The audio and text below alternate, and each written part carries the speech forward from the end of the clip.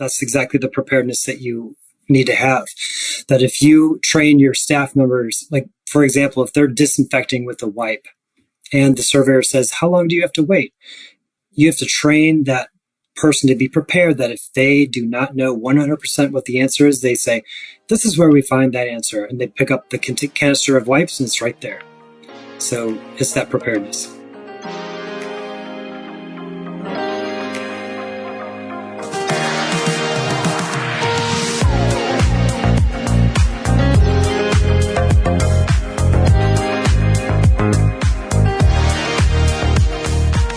Infection stops where information starts.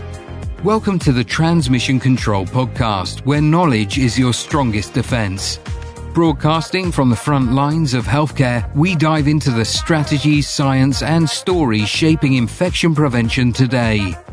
Each episode, we connect you with experts on real-world insights to help you stop the spread of healthcare-associated infections, protect patients, and strengthen your practices as an infection prevention and public health expert. When the right information reaches the right people, lives are saved.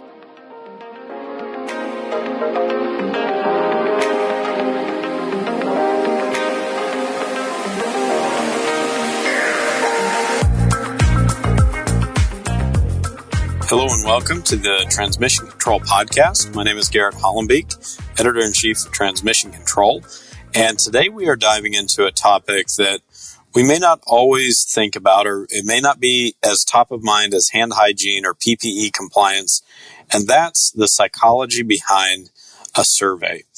So we've all heard curveball questions that a surveyor may ask. We've all heard curveball answers that the staff may provide to the surveyor.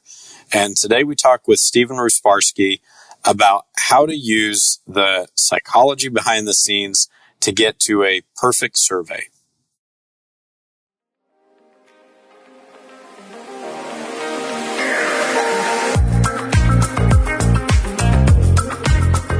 Brought to you from the studios of Healthcare HQ, let's get into it. This is Transmission Control.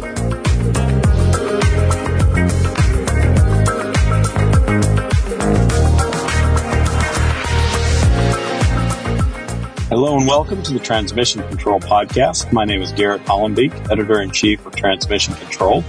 And today I'm joined by my co-host, Jill Holdsworth. Jill, how are you doing today? Hey, Garrett. Doing great. How are you doing? Good. I'm good. And I'm enjoying some nice spring weather finally. Feels like it took its sweet time getting here, so I'm enjoying it. Sure did. Now, today we're going to be joined on the podcast by Stephen Rusbarsky, and the whole season is developed around Citation Nation. So every 3 years we get to see our favorite friends from the Joint Commission. And as Stephen and I were talking on the before we started the podcast and recording today, we pay a lot of money to get very nervous once every 3 years. And it's not just the initial survey that we have to prepare for. It's, reassessments and really digging into those questions and preparing our staff for answering those questions appropriately. So today we're going to be talking with Stephen about how to address the curveball questions that you might get from a survey. So Stephen, welcome to the podcast. We're really excited to have you. Pleasure to be on this podcast and to hear you guys. Excited to get started here. Yeah. And so as we get into this, tell us a little bit about you and your background. And for those of you that don't know, Stephen has a really neat YouTube channel that you ought to shout that out too, because it's very cool. Sure. So my name is Steve Rusbarsky, and I have 10 years experience when I first started out in laboratory safety, biological safety. I got into select agents and BSL-3 labs.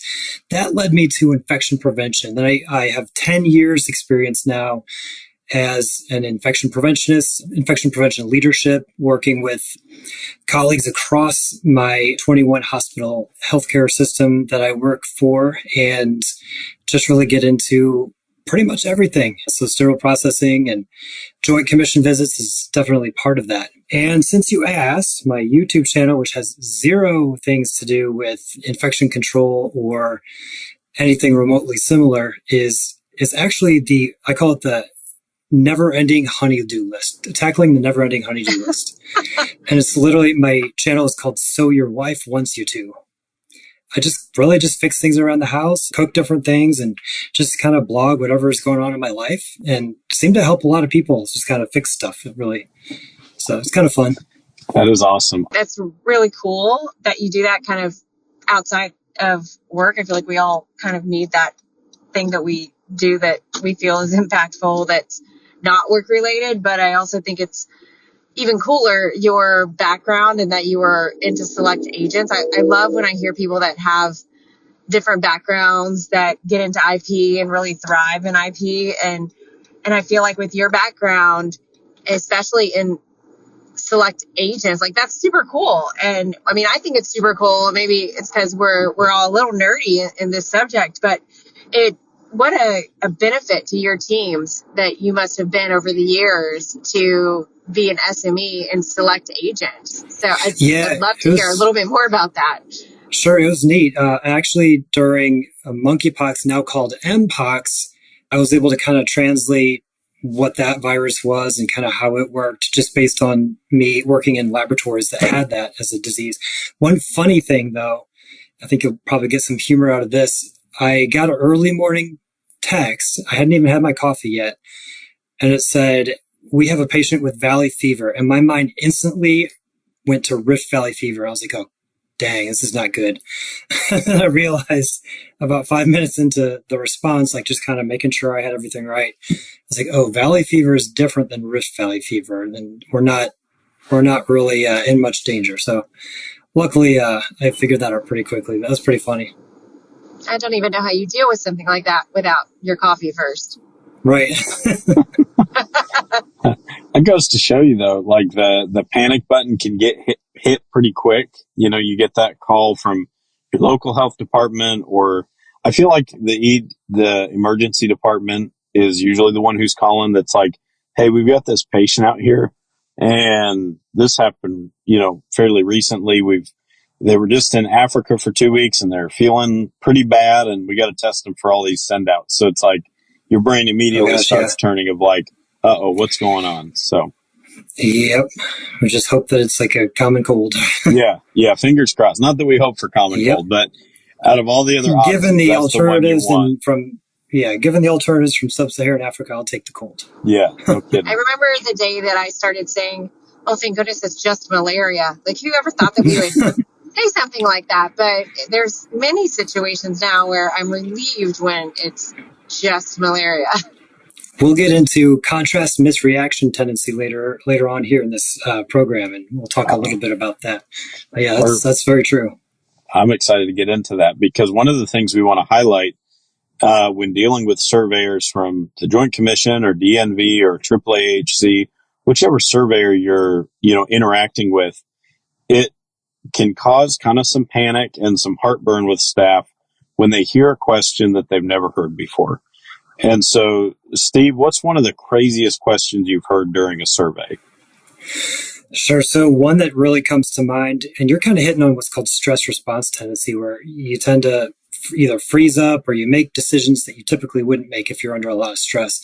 So the trickiest one that I've ever come across was there was this plastic storage pallet in a pharmacy. This is BC, what I call BC, before COVID. So it's been a long time now, and things have changed in that place. But at the time, a plastic storage pallet in a pharmacy, on that were several cardboard boxes, and it was right outside of an ISO 7 space. The team of surveyors went in. They instantly knew that they didn't like it, but they didn't know why. And so they're like, I could tell that they were trying to figure out how to cite us. So they sent in the life safety surveyor, and they said, oh, it's a fire risk. So we had our people. It illustrates having a multidisciplinary team is really important. So we had one of our team who's an expert in that part, just kind of do that research and say, no, this is an appropriate amount of cardboard. It's a certain fire occupancy where it allowed for that amount of cardboard. So then they said, okay, we are going to cite this pallet for blocking egress. It's a life safety issue. Well, that person also measured the walkway in between the shelving unit and the pallet, and nope, it was just fine, whatever it was, like 24 inches or 30 or whatever it was. And so they sent in a member of their, I think it was I don't remember, but it was a survey team member who said, these particles are right outside of an ISO 7 space. So cardboard particles could get in. And remember, this is on a Thursday morning, kind of going into the afternoon. And that's what they left us with. It was a particle problem. We actually stayed into the evening, like 6, 7 p.m. We had a third-party contractor come out and actually take particle counts with us moving boxes around, etc. And they did not find anything. In fact, it wasn't until they started ripping it up and like shaking it that they finally found some particles in the air. So we presented that to them on Friday morning. We said, we don't see, there's no evidence of there being particle issues with these boxes being handled normally. We do not typically rip boxes up right outside the ISO 7 space. Then they tried to cite us because it's a pest control hazard. And we were able to illustrate with the pharmacy leaders that these boxes are switched out within a day because it's just boxes of IV fluid. So they're used and then they go out, and then they're more used and they go out. Also, we illustrated that some of them only had the expiration on the box and not on the IV bag itself. So then they finally left us with the citation of the ISO 7 space had an airflow alarm that was visual only. So if the air ever went down inside of that space, it was visual and not auditory. So you can imagine that probably 28-hour period was just really challenging.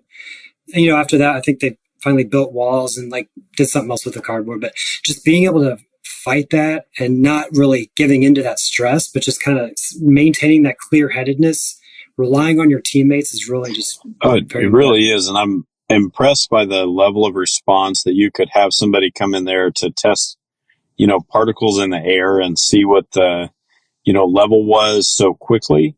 But then the other thing that I think about is like, absolutely. And I think we see this a little bit with Joint Commission as a well-functioning and kind of well-organized facility.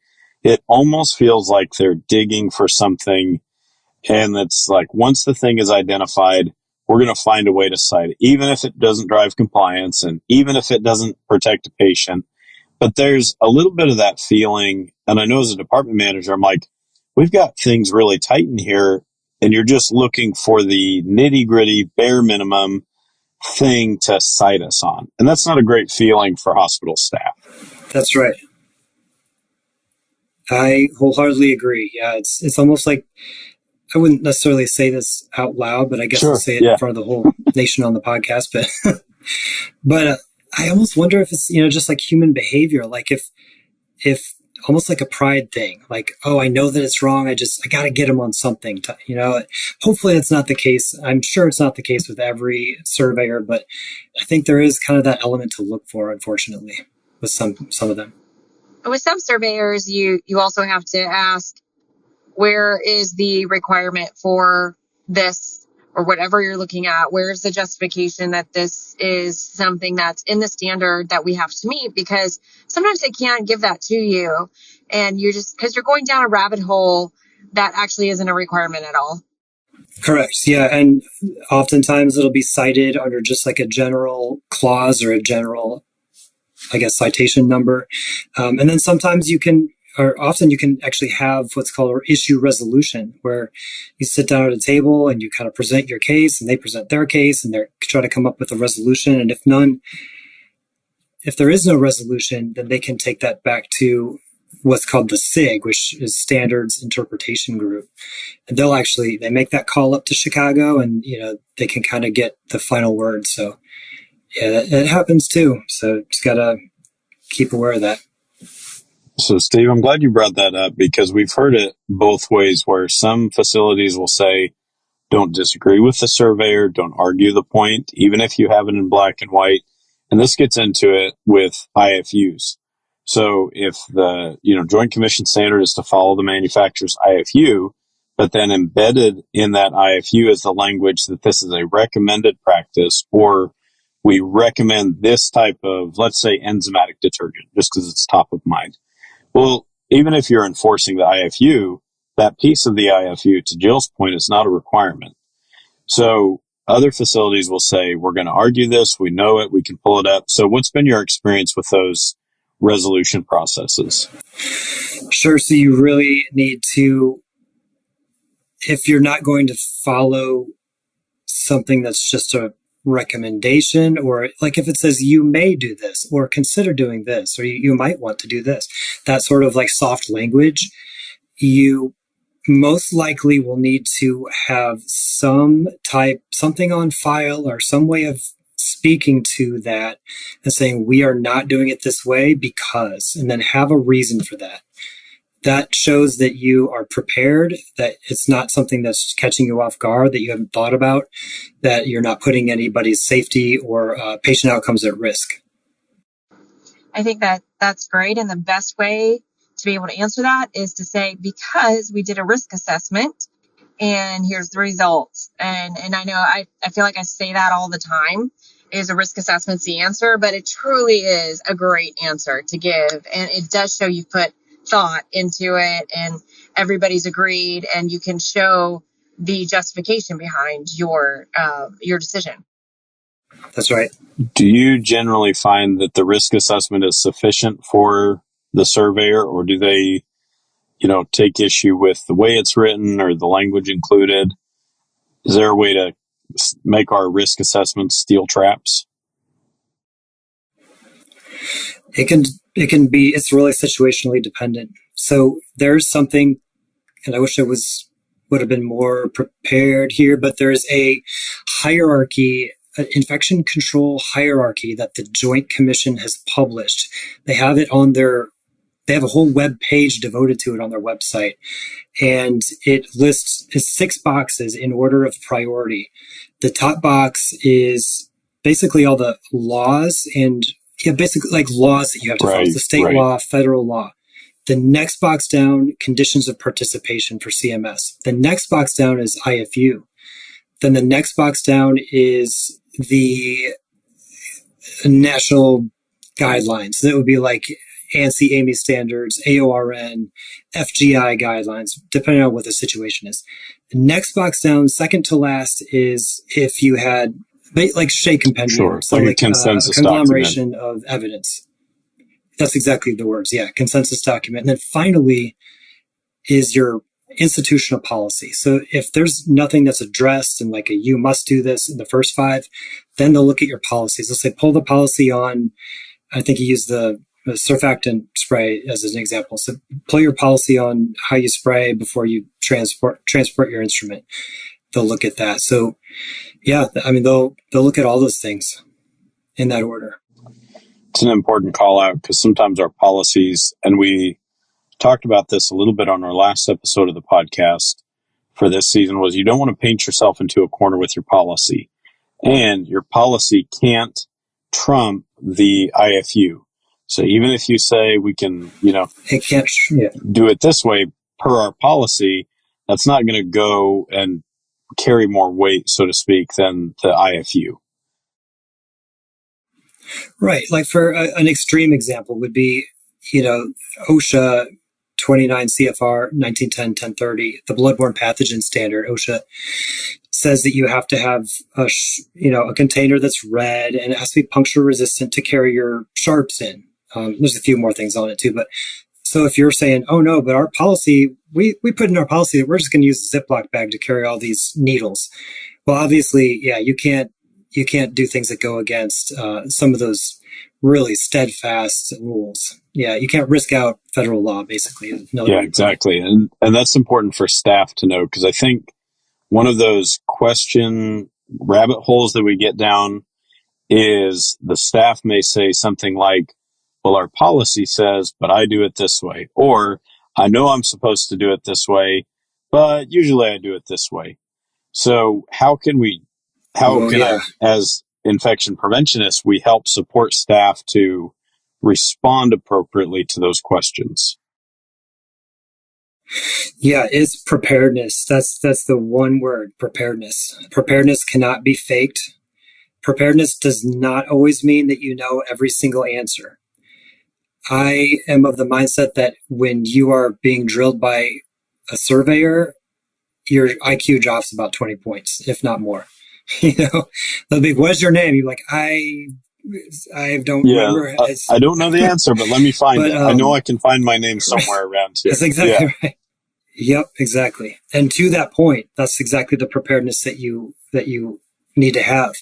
That if you train your staff members, like for example, if they're disinfecting with a wipe and the surveyor says, how long do you have to wait? If that, you have to train that person to be prepared that if they do not know 100% what the answer is, they say, this is where we find that answer. And they pick up the canister of wipes and it's right there. So I think it's that's that one of the preparedness. best examples that you can give about going and finding the answer, because I feel like no one remembers that contact time when the time comes. I've had somebody say like, oh, it's 5 years, because they get nervous and they meant to say 5 minutes and they said 5 years. And so it's such and that goes back to preparedness, because they know the answer and they're just blurting something out because they get so nervous. And we had a unit recently that was so prepared for the actual survey that they had practiced where the surveyor would stand, where the person would stand, and where the person, like the buddy, would walk behind the surveyor, like pointing to the canister when they were asked that specific question and saying like, it's right here, it's 2 minutes. And Oh, that's so great. and that's exactly what they did when the surveyor asked, because that's going to get asked somewhere sometime during the survey. Absolutely. And now they've got that mental image when it happens for real. They'll have that mental image of their coworker standing behind them saying, it's right here, So then, yeah, that's a great way to do it. Because then it's not just textbook. It's not just auditory, but there's that visual, like real life that was drilled into them. Another thing that I think of is, do you remember being back in grade school or high school? You studied really hard for a test. You got to class. You pretty sure you were ready. Your palms are sweaty. I'm not singing Eminem here, but you're ready for it. And the teacher says, oh, it's open notes, open book. And you're like, oh, wow, cool. And now how good that felt. Well, good news, because the Joint Commission survey it can be open book too. It's okay to look on the container. It's okay to ask your coworker. It's okay to lead them to the answer. You don't have to, it's not closed book, which where like, you have to get the right answer right then. Yeah. And I think that's important for staff to remember, that you don't have to have it all in your head. And cue cards are really helpful. Having a buddy check it, having a supervisor that's well informed is really helpful. And I think it also makes a difference because, and we get into this, kind of question from time to time of like, do you announce, even as IPs, when you're doing environment of care rounds on a unit, do you announce that you're going to be there? Do you say I'm going to be there right at 10 o'clock? Do you just spot check? And I think you can have a mix of those. But I've also always felt that there's plenty to find, even if they know I'm coming, because I'm not there to, just surprise everybody. There's going to be things to address, even if they know I'm coming.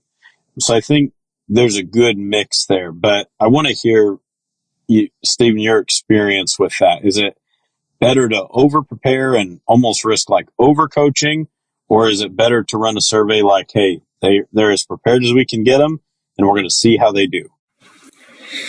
Like you said, both have value, and they have value for different reasons.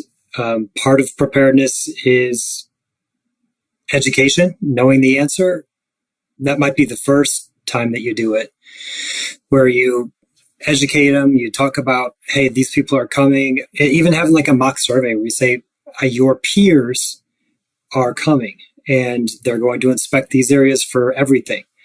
And it can be good and bad because, if it's, you're not preparing them for a surprise visit if you tell them that you're coming, but you are preparing them to be able to think through things, come up with things that could be wrong. And actually, I was on a mock survey recently in a different state.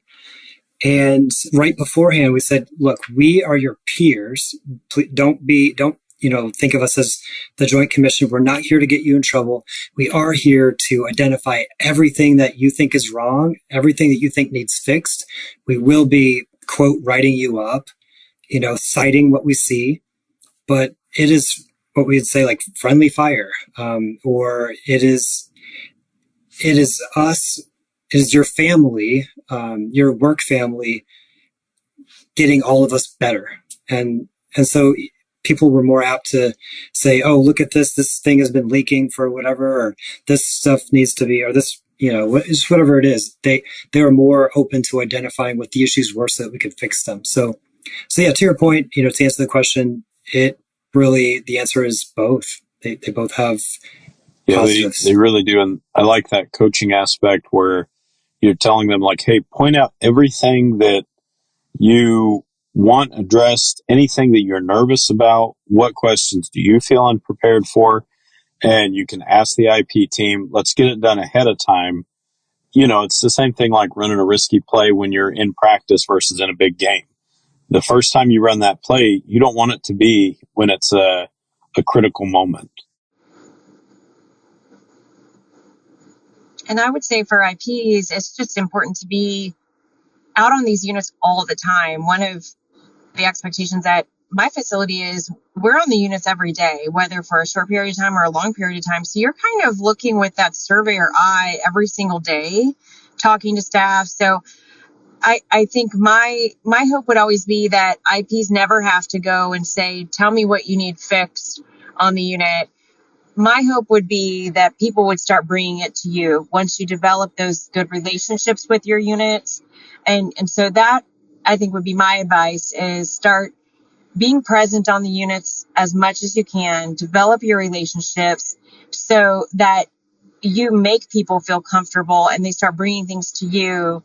And every time that you're there, they start to feel comfortable answering the questions so that when the survey comes, it's so natural to them because they're used to doing it with somebody that they're comfortable with.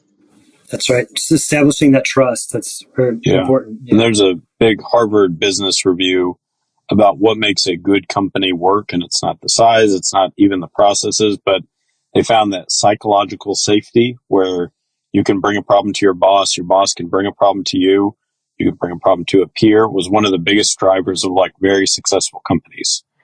And so since our kind of internal psychology plays such a big role in how we answer questions or how we handle stress, what are some of the psychological kind of issues and triggers that we need to understand when we go into survey mode? Well, I think about Charlie Munger, the late Charlie Munger, who recently gained his wings. He was a very cool businessman, and he gave a speech in 1995 called it was at Harvard University, called "The Psychology of Human Misjudgment," and he identified 25, I guess, basically cognitive biases that influence human behavior. Basically the way that we act, like why do we act the way that we act? And so I always think about these when I'm like, if I were to answer that question. And so we talked about stress influence tendency. That was an easy one to understand. Basically, if you're under stress, there's chemicals like adrenaline that cause you to make decisions or perform in ways that you typically wouldn't perform. And the more you say, the more you do, it could be a downward spiral. You're stressed, you say something wrong, you're like, oh shoot, I said that wrong. And then you're even more stressed. And then all of a sudden you don't even know your name, like we said before. So that's one way. The other one that's important that he said was authority misinfluence tendency. Now, what is that? That's authority once you hear it, you're going to be like, oh yeah, it makes sense. But basically, if you view a person as an authority figure, you're more likely to follow the orders of that person or believe what that person is saying is true, whether or not it is true, and you're less likely to question what they're saying. So to overcome that, I would say we need to train all staff, leaders, everybody. They need to understand these psychological misinfluences. And just they need to be reminded that their authority is their supervisor, and it's not the Joint Commission surveyor. Of course, we need to be respectful, but it's that their authority is their one up, and that the rules that govern their line of work are there. And I guess I'm trying to think of what I'm thinking here. Basically, they need to just focus on their rules and not what the surveyor is saying. And that kind of gets back to my first example of, I could have succumbed to that 6 or 7 times in my first example, where they kept on trying. I was like, okay, let's just think about this logically. Let's not get stressed out. Egress, okay, let's measure it. Let's just test that, etc. So, and if you can overcome that, you can turn the tables pretty dramatically sometimes. And I like that formulaic approach to say, all right, this is what the surveyor is doing, and we're going to address that. One, we're going to see if it's valid, because as IPs, we make mistakes, staff makes mistakes, surveyors make mistakes too. And they're only seeing a brief snapshot of the whole process. And so I think that, and remind me the name of it again, authority misinfluence tendency. Authority misinfluenced. And then there's also stress.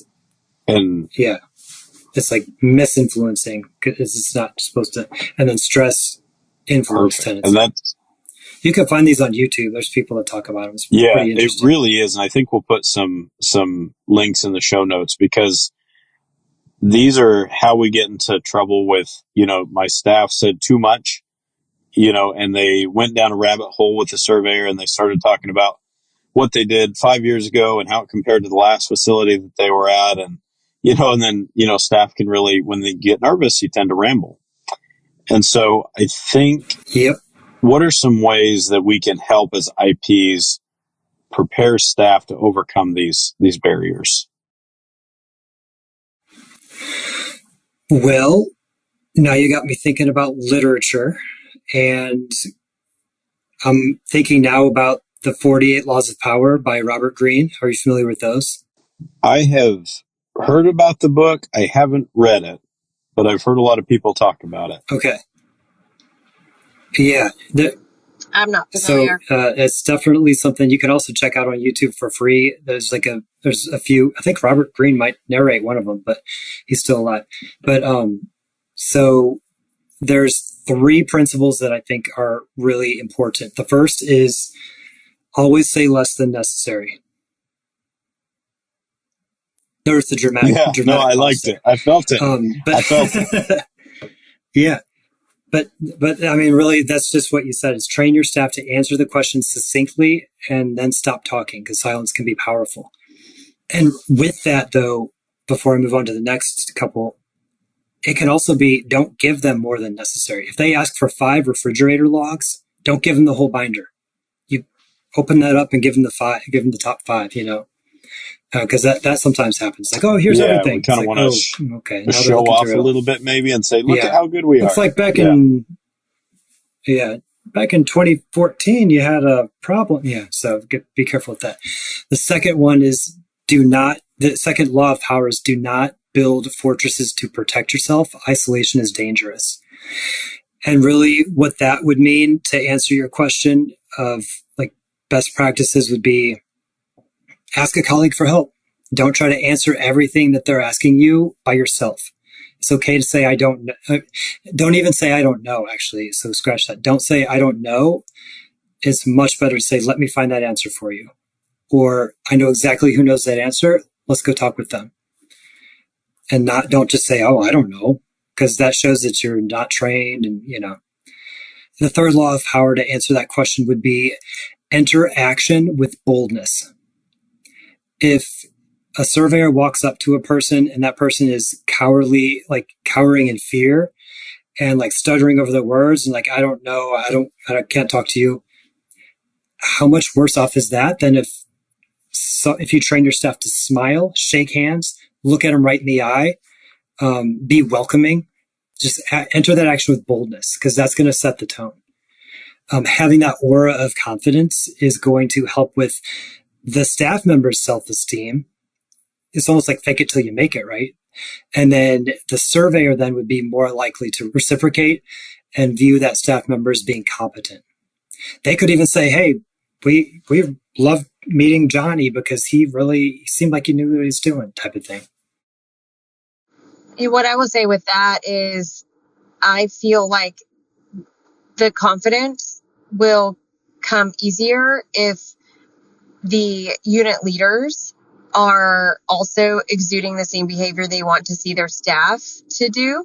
I think the nervousness and all of those anxiety feelings come from the crazy way people act when they announce a survey. So for IP leaders that are on the call here or any other leader that's listening, I would just advise or recommend that you really check your own behavior first, because if you walk onto a unit and you're all nervous and acting crazy and running around, everybody else is going to feed off of that energy. So if you want people to act confident and calm, you have to act confident and calm too. So it really starts with That's us. exactly right. If a leader is saying, oh no, the Joint Commission is here, quick, like hide your coffees, versus if they say, all right, guys, good news, Joint Commission's here. Let's show them how awesome we are. Let's just do one little quick sweep, but I know that we're in a good place. Clean those microwaves and let's welcome them with open arms. So yeah, absolutely. I I'll love second that. That's the approach that we want to have. Joint Commission is a service provider to both us and to CMS, and it should be a collegial approach. And so that's part of redefining what we think of as a perfect survey. Okay, Stephen, well, thank you so much for being here. You gave us some really good insights and some things that IPs can go and do immediately in their facilities. And I think this was a really great session. I think people are going to really glean some great information from what you have said. Any closing remarks that you want to leave anybody with? Just to fight dirty.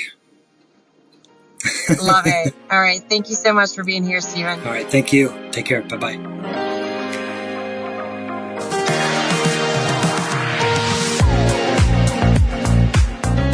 Well, what a great interview on an element of a survey that I don't think we think about all the time, which is just what's going on in the brain of the surveyor, what's going on in the mind of the staff when we think about putting them on the spot, asking questions, asking them to define a process that maybe they feel super familiar with, or maybe it's their first week and they just happen to be the staff member that talked to the surveyor. Stephen gave us some great go and do's for IPs to prepare the staff that I think are really relatable and applicable to any IP working out there.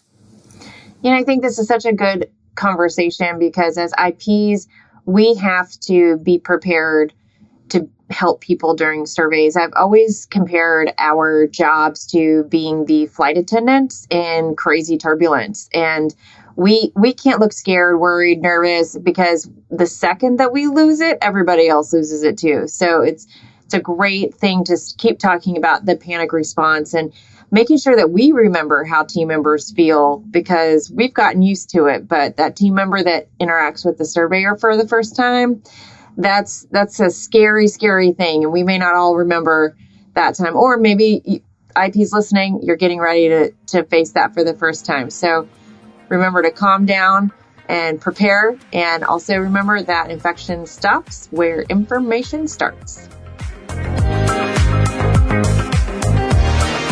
Thanks for tuning in to the Transmission Control Podcast, where infection stops because information starts. If you enjoyed this episode, let us know. Connect with us on LinkedIn, Facebook, or wherever you get your podcasts. Don't forget to leave a 5-star rating and share this episode with your team. Until next time, stay informed, stay vigilant, and keep transmission under control.